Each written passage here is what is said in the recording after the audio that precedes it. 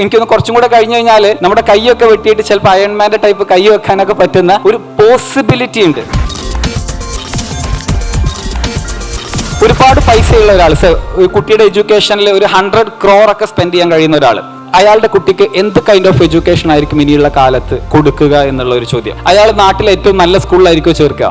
Just നിങ്ങൾ ആലോചിച്ച് നോക്കി. See, if you have that money power, ഇന്നത്തെ പ്രത്യേകത എന്താണെന്നറിയോ? നിങ്ങൾക്ക് നിങ്ങളുടെ ബയോളജി വരെ ആൾട്ടർ ചെയ്യാൻ പറ്റും. എനിക്കൊന്ന് കുറച്ചും കൂടെ കഴിഞ്ഞു കഴിഞ്ഞാൽ നമ്മുടെ കൈയൊക്കെ വെട്ടിയിട്ട് ചിലപ്പോൾ അയൺമാന്റെ ടൈപ്പ് കൈ വെക്കാനൊക്കെ പറ്റുന്ന ഒരു പോസിബിലിറ്റി ഉണ്ട്. At the end of the day ഇത് പലർക്കും എന്താ പറയാ, ഇമോഷണലി ഹേർട്ട് ആവുന്ന ഒരു കാര്യമാണ്. അതായത് പടച്ചോൻ തന്നതല്ലേ ഇതൊക്കെ, അപ്പോൾ അതാണ് ഇപ്പോഴും വലുത് എന്ന് ചിന്തിക്കുന്ന ഒരു കാര്യം. അപ്പോൾ അതിന്റെ കൂടെ ചിന്തിക്കുക, പടച്ചോൻ തന്നതല്ലേ ഈ ബുദ്ധിയൊക്കെ, ഈ ബുദ്ധി എന്നല്ലേ മനുഷ്യന്മാർ ഇതൊക്കെ ഉണ്ടാക്കുന്നത്. അപ്പോൾ അതാണോ വലുത് ഇതാണോ വലുത് എന്നുള്ള ചോദിക്കുമ്പോൾ അവർക്കൊരു കോൺഫ്ലിക്റ്റ് വരും.